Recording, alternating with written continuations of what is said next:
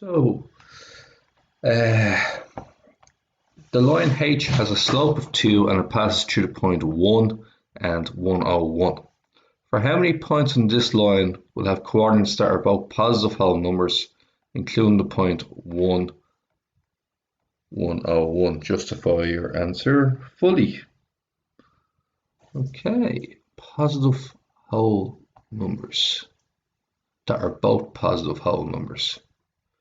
Alright, so what slope basically means is that for every 1 you go across in the x value, you go down minus 2. So what we'll have here is 1, 101, then we'll have 2, 99, we'll have 3, 97, 4, 95, all the way down. Okay, so how many odd numbers? And then eventually, I suppose if we said we're going to have 50 and 1 too much. So 1, 2, 3, 4, 5, 6, 495. It's almost like a sequences question. T1's 101. T2 is 99. T3 is 97, okay? So when does it become, at what stage does it become negative? So what we could do is Tn equals A plus n minus 1 times D. A is 101. D is minus 2. So it's n minus 1 times minus 2. And then we're going to get 101 minus 2n plus 2. And then our answer is 103 minus 2n is Tn. Okay, so I can find out what T50 is now. So the point when x equals 50, the y value will be what's it, 103 minus 2 times 50, which is 3. So that means 51 will be 1, and then basically 52 will be minus 1. See the way it drops down, the y values drop down minus 2 every time. So this to me means 51 points. 51 odd numbers. So 51 points. Yeah. Alright, that's pretty much well explained because you can see all the points all the way down. Great, let's move on to the next one. The diagram shows a rhombus QRST. It's a parallelogram in which all 4 sides are equal length. So that's basically the definition of a rhombus. Okay, now we're going to move on to the next page because I just need to copy and paste the questions onto one page each, like so. Okay.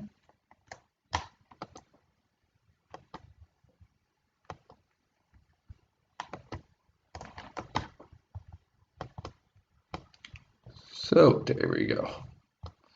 Sanjay is trying to prove that QKT and SKT are congruent, which means they're exactly the same in all ways. So he's either trying to prove an SAS, an SSS, an RHS, which I don't think would be possible because there's no right angles here. So we can roll that one out. Or he might try ASA. Gonna try one of the following anyway. So what is he trying to do? He's trying to prove angles and whatnot are the same. So let's just scroll down here, see what we can come up with. Right, so he's trying to prove that QKT, where's QKT? QKT, so this red one here is the same as SKT, which is this blue one here. It's going to be a difficult question to pull off. Okay, let's try this out. So QT equals TS. So QT, which is this one here, equals TS. Sorry, QT equals TS purely because it's a rhombus. Okay, that's no bother. That makes complete sense. What it says next is that QST is an isosceles triangle. So Q to S to T is an isosceles triangle. What is the reason there? Well, the reason is QT equals TS. If the two sides are the same, if T to Q, so we're talking about this full triangle here, but to shade this into green, this full triangle here, this is your isosceles triangle, okay? So it goes angle X equals angle Y, reason being is QTS is an isosceles triangle.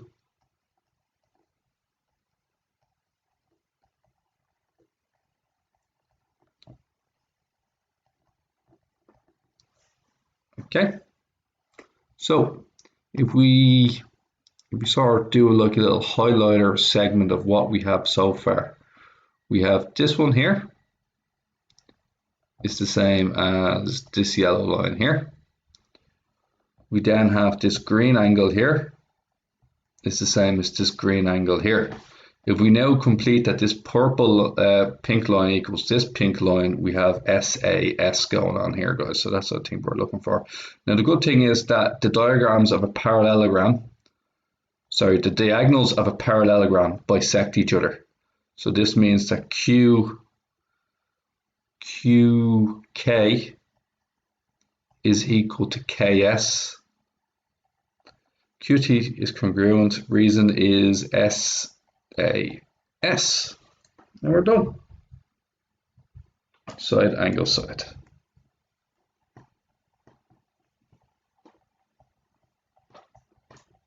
Okay. Here's a full question on that. Okay, let's move on. Question 10. I think we've done question 10 before. It's a difficult question, but look, we'll give it a go now.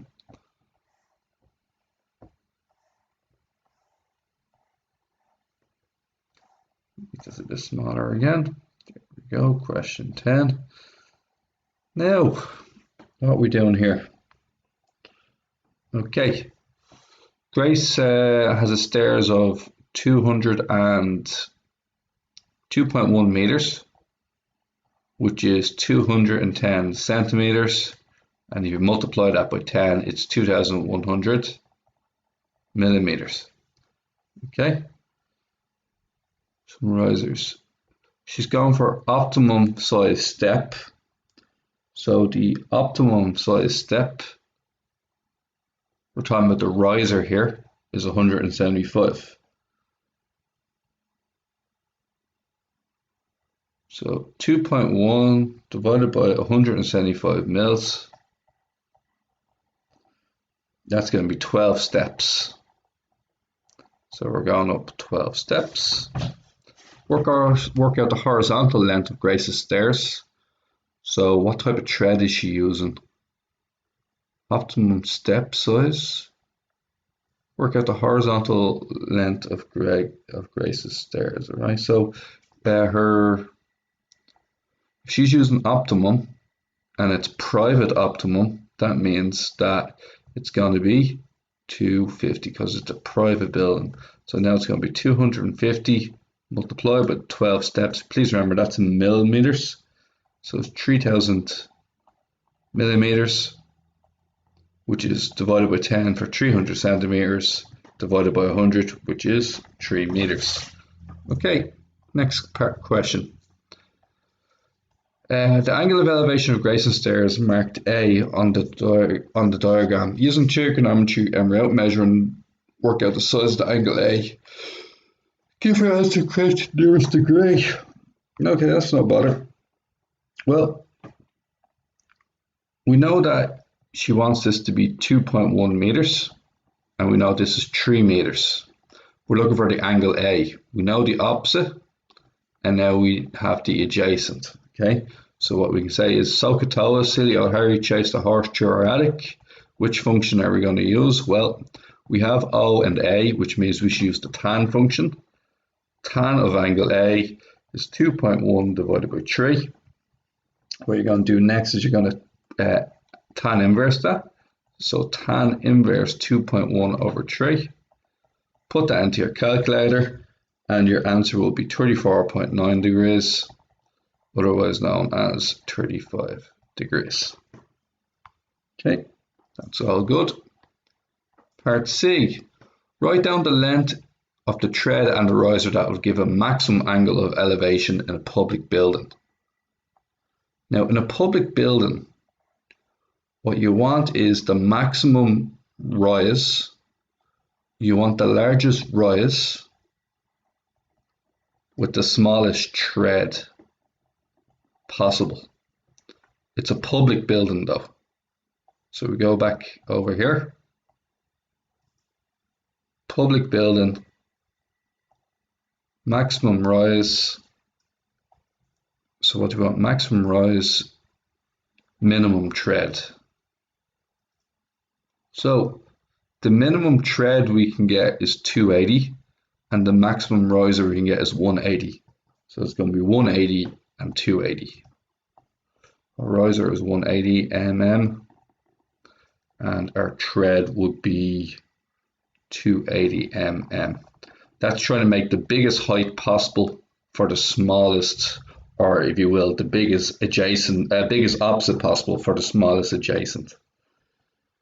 Now, okay, that's all good. Next one, question 11. We have to do we're going to do some Pythagoras theorem here, and we have to figure out what is sine f in surd form. So six down, 1, 2, 3, 4, 5, 6. 11 is the hypotenuse. So look, if you want to do this as a construction, I might as well show you how to do this as a construction. You don't have to, but it's worth a look. Okay, so if that's 6 blocks, I'm going to move this across 11. 1, 2, 3, 4, 5, 6, 7, 8, 9, 10, 11. Now look at the trick I'm going to do here. I'm going to go to the very top. Let's see if I can move this around first. Okay, so I'm going to go to the very top, like so. That's 6, and this makes an arc of 11. So anywhere away from here is 11. Okay, and what we can do there is we can join my height of 6, and we know that's 11 because I measured it out. So that's 6 and 11, and then we know the angle A is this one because this needs to be the adjacent and this needs to be the hypotenuse. We can see the answer is going to be 1, 2, 3, 4, 5, 6, 7, 8, 9 and a bit. Okay, so let's see what happens when we use Pythagoras' theorem. Pythagoras' theorem is going to be the 11 squared. We call this x equals 6 squared plus blank squared. 121 equals 36 plus x squared. Now, 121 take away 36 is x squared. X squared is going to be 85, and we can see that's just above 9. Okay, so if x squared equaled 81, it'd be 9, but it's just above 9, so x equals root 85. Okay, so now we know the opposite, which is root 85. So what we can say is that sine f is opposite over adjacent, which is going to be root 85, or the opposite over hypotenuse, root 85 over 11. Okay, it's done. 12. The diagram below shows a Horcrux, which is an equilateral triangle with a D is on the midpoint of BC, so you get a midpoint. So it's equilateral triangle, which means all the angles are the same.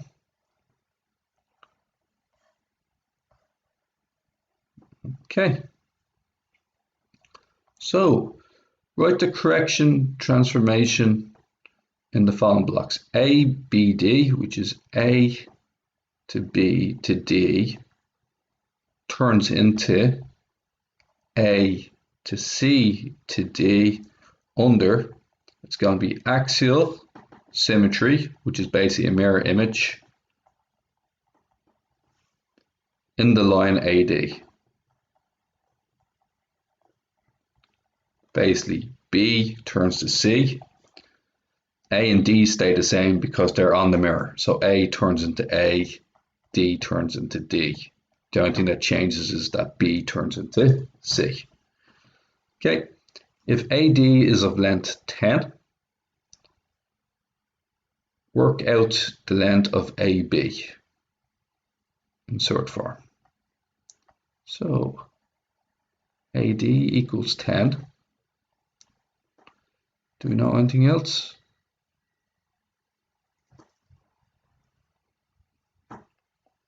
Oh, we know the angle 60 degrees. Because it's an equilateral triangle, all of these are 60s, okay? So if this is the opposite, AB is the hypotenuse.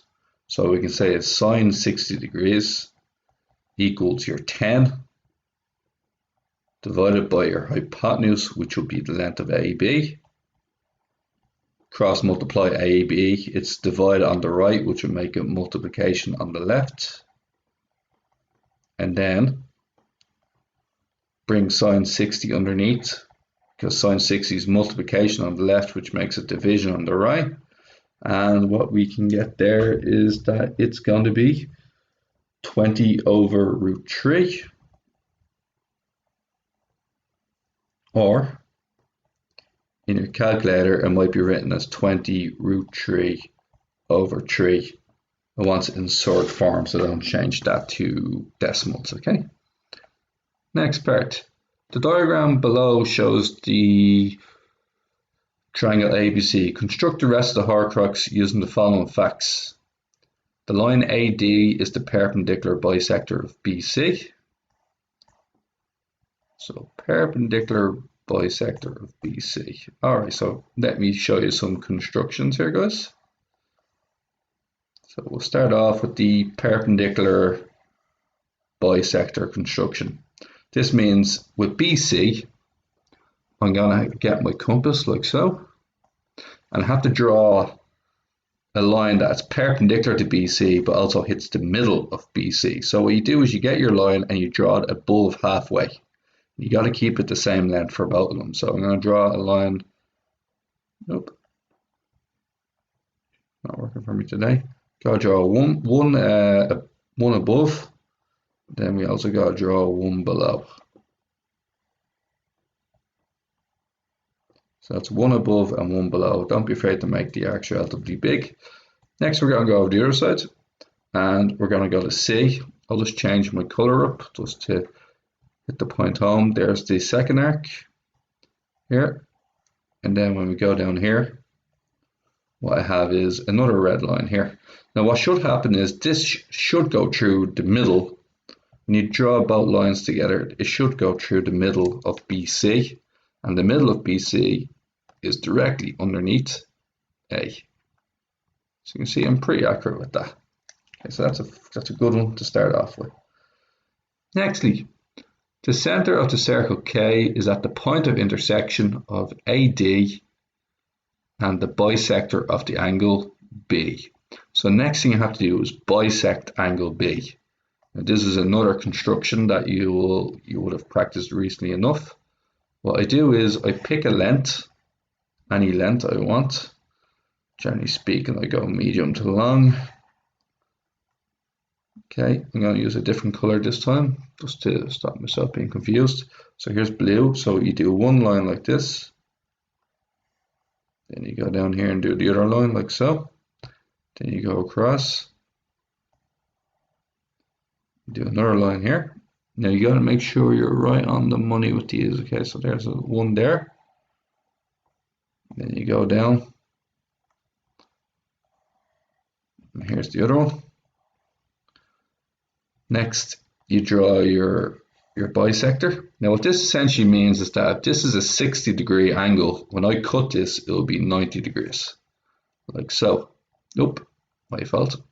Slight mistake there. Let's try this again. We gotta start here and go through the X like so. Now see where those two lines hit?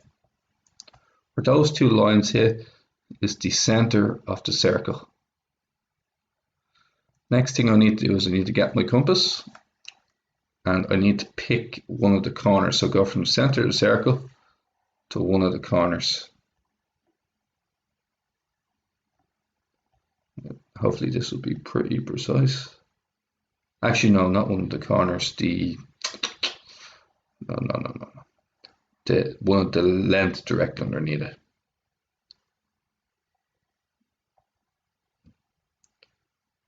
Okay, I'm hoping that this will touch each section. Ah, there we go. There's our Horcrux. Okay, and well done. There you go. Okay, guys. Next one, question 13.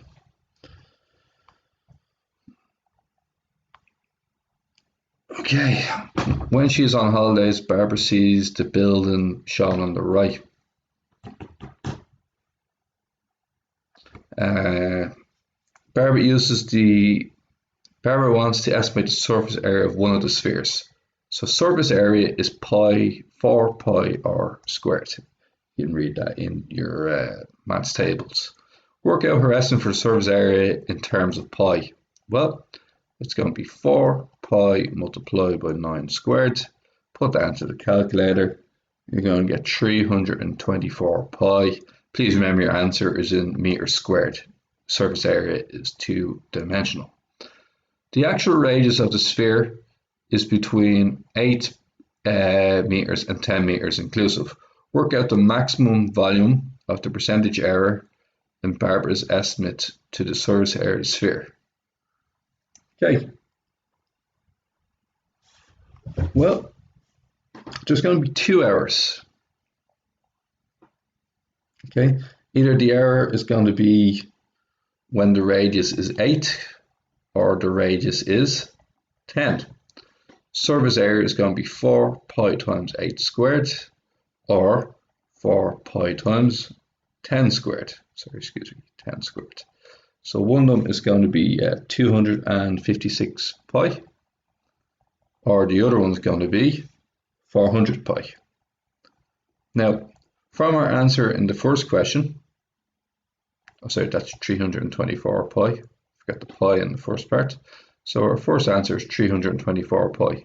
So our error in the first one will be 324 pi, take away 256 pi, which we all know is 68 pi. So what is our percentage error?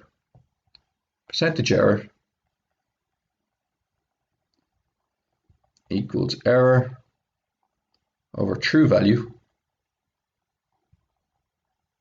multiplied by 100. In this case, the error will be 68 pi. The true value will be 256 pi. And then you're going to multiply that by 100 and you get an error value of 27%. Now, if the radius was 10, the error this time would be 400 pi, take away 256 pi, which we all know is 76 pi.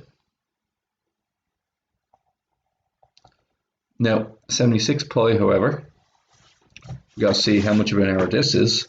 So it's going to be error equals 76 pi over its true value, which is meant to be 400 pi, multiplied by 100, which we will get as 19%. So the maximum error is 27%. Okay. Now, 14. Pizzeria has the following poster. 9-inch pizza equals 2 slices of big pizza. The 9-inch pizza is the shape of a circle with a diameter of 9 inches. Okay, no better. So there it goes. No bother. So it has a diameter of 9 inches, which means that it's going to have a radius of 4.5. Each big pizza is the shape of a bigger circle, and it's divided into 6 equal areas. Using information in the poster, work out the radius of the big pizza. Give your answer in inches in the form of this, where p has to be a fraction. It has to be a whole number or a fraction, positive or negative. It could be -3, it could be -3/2. It can't be minus root 3. It has to be presented as a fraction. Could be 5/2, could be 5. I don't know yet. Okay, so what we're going to do is we're going to work out the area of the small pizza, the 9-inch pizza. Okay, so area is pi r squared, which is going to be pi times 4.5 squared. Throw all that into the calculator. So it's going to be shift pi times 4.5 squared. And you get 81/4 pi. Okay. Now, what happens is this area equals 2 slices of the bigger pizza. But the bigger pizza in total is 6 slices. So if I multiply both sides by 3, I can find out what 6 slices of the big pizza is. So multiply 81/4 pi by 3, and we get 243/4. So 6 slices is 243 pi/4, and we know that 6 slices equals 1 large pizza. And 1 large pizza is in the shape of a very large circle. So a large pizza could be something like this, I don't really know. So here's what we're going to do instead. We're going to say that pi r squared, and I'm talking about the radius of the very large pizza, pi r squared equals 243 pi/4. The pi's cancel. So what does r equal? So, well, basically, if you look at this, you have r squared equals 243/4. So this would imply that r is the square root of 243/4. So that's what we're going to check in on. Square root 243/4. And we get 9√3 on top. Okay, so the radius is 9√3/4. So therefore radius has to be 9. We can change that to 3 squared. We can change √3 to 3⁻².